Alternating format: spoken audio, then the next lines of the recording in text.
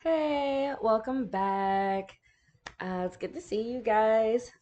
And today I'm actually re-recording because my original video of this did not record with audio. So we're trying again. And this is not going to be anything that's like edited or anything like that. It's just going to be a nice little yap session because I saw on a YouTuber, I believe her name is Kato Valentina. I think that's how you say her name, not quite sure. I'm awful with names. It takes me a good few weeks to get certain students' names right the first time I call them. So it does take me a minute. Basically on her YouTube, one of her videos was her doing like an introduction into Authortube, and she asked herself these 10 questions, and I thought that was really cool. I didn't keep all 10 questions that she did, but I did keep most of them. And I want to go through the 10 questions that I have for me, and I feel like it'll help you guys get to know me better as an author, as a person, the woman behind the screen. So let's go ahead and let's get started. Question number one. If you see me looking down, it's because I wrote the questions here, so I would not forget them. But question number one. When did I start? So when did I start writing? I actually started writing in the sixth grade. That's when the writing bug hit me, and I did it in different mediums over the years. I haven't always been like a write an entire story, write a whole book type person, but I have written fan fiction. I have written in the RP roleplay world for a very, very long time. I had written in PowerPoint form. I made 3 whole seasons of like a show type thing via PowerPoint. Um, so I did that. I've done poetry. So I've been writing since the sixth grade. Question number two. What was my first story? My first story was also in the sixth grade. I believe it was an assignment because I'm not a big horror girly. And I wrote a story that me and my friends were at a mall, and then a serial killer was on the loose, and the mall got shut down, and we were locked inside with the serial killer, and we're running around trying, one, not to get killed, and two, figure out who the murderer is. And plot twist, it turned out to be one of my friends, and then wound up killing that person. So yeah, I'm not really usually a horror, thriller, suspense girly, but that was my first story in the sixth grade, and I thought my plot twist was so original back then because 12. But that was my first story. Traditionally published. Question number three. Traditionally published or self-published? For this, I feel like I'm gonna wind up being a mixed type author. But for my first one, for this project Legendary, I definitely want it to be traditionally published if I can. That is definitely the route I am aiming for. Now, if push comes to shove, it's not really marketable, whatever the case may be. When I get to that point, if it just doesn't go off, I probably will self publish it, but I probably will only make like a singular batch of the books to give to like have myself have a copy and friends and family who want it. And of course, if there's a small community of people here who want it, once we get to that point, or any of my other socials, I will, self publish and distribute that way. Um, but if there really isn't a community for it by that point, I'll probably just self publish for myself and the few friends and family who want it, and then move on to the next thing. But for now, traditionally published is the goal. I have other projects swimming around in my brain, and some of them I feel like they're a little too niche for traditionally published, so they might have to automatically go the self-publishing route. And others, I'm like, I think they could do well as well, traditionally published. I have nothing against either one. I like the idea of both. I just don't have the money for self-publishing right now. But who knows? By the time this project is done in a year or two from now, I might I might actually have that money. Who knows? So I'm not gonna discredit anything. Number 4, plotter or prancer? Ho ho ho, I am a plotter. For sure. Which journal is this? Is this the journal that has all my stuff in it? I think so. I am a plotter for sure. I will go down to the wire and plot down all of their scheduling. All right, this was me plotting out in this first book, in this notebook. You know, the chapters, how many chapters I wanted. This one had 35 chapters. I don't know how I went from 35 chapters to like 15 chapters, but this is probably the more accurate chapter count that I should have had in my first draft.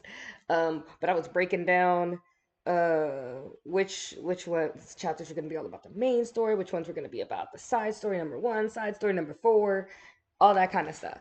I think because in this version every chapter only had one piece of the story. That's why they wound up with so many. When I wound up finally writing it, I was combining main storyline and side storylines all in one. I wrote down the ships, the family, the friendships, all that kind of stuff. Enemies, crushes. All this happened before I wrote a word. Okay, I am a plotter to the T, and somewhere in here is my main character's class schedule, because I am that in depth. All of that happens before I write a word. And I still wound up having gaps and stuff I needed to fix and everything. So I am for sure a plotter, not a prancer. I gotta know where my story is going. Now, mind you, that doesn't mean I'm so rigid that I'm like never going to veer off course, clearly, but I have a roadmap and I try to stick to that roadmap. Question 5. Inspiration. Honestly, my biggest inspiration, music. I love making playlists. I love making character playlists. I love that gives me energy to write. And then, like I said, I've been in the RP world for so long, and a lot of those old storylines that I RP'd out with people over the years, I'm like, that would make a really good book. Like if we actually just like wrote that in a book. So those kind of storylines give me inspiration of how I can like twist and tweak and like how I would have made it different if it was just me writing, because it is just me now. Schedule. So this is actually going to come out after my scheduling video because I have to re-record it and everything. So my schedule is actually somewhere around here. I wake up about 6 o'clock, not 6 o'clock, about 6:20, 6:30, get myself ready, get my son ready. If he goes to daycare, because we have to pay for a spot, not attendance. So if I'm going to pay, he's going to be there.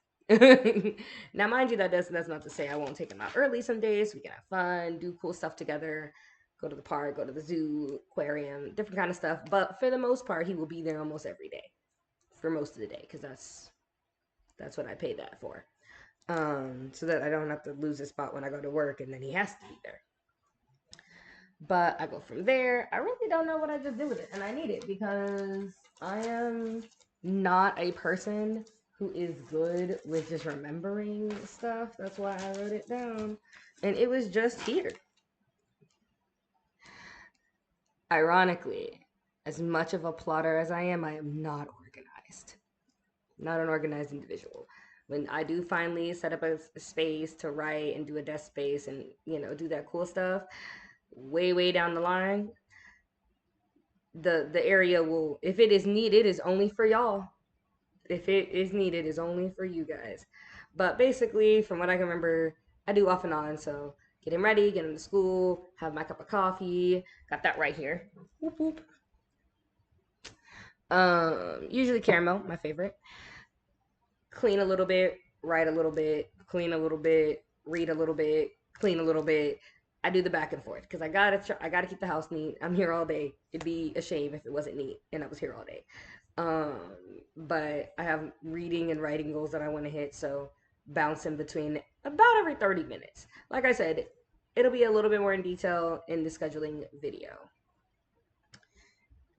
Type, hand, or mix. I like to do all my planning by hand, and I like to do all my editing by hand. So like I printed out a copy of my first draft and I physically wrote stuff on there in the margins and stuff to edit things I wanted to add. So I like to do that by hand, but the actual writing process, I like to type, especially since I'm dyslexic. Handwriting is not the greatest, especially for spelling and all that other kind of stuff. I need me my Grammarly. I'm sorry.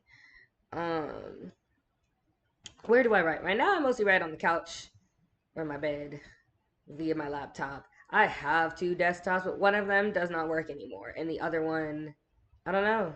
It's just not a vibe, and I haven't taken the time to make it one. So when I do, when that gets cleared off, you will see it. Well, I guess you won't see the actual desktop, but yeah. Let's see. Reading goals. I have quite a few reading goals.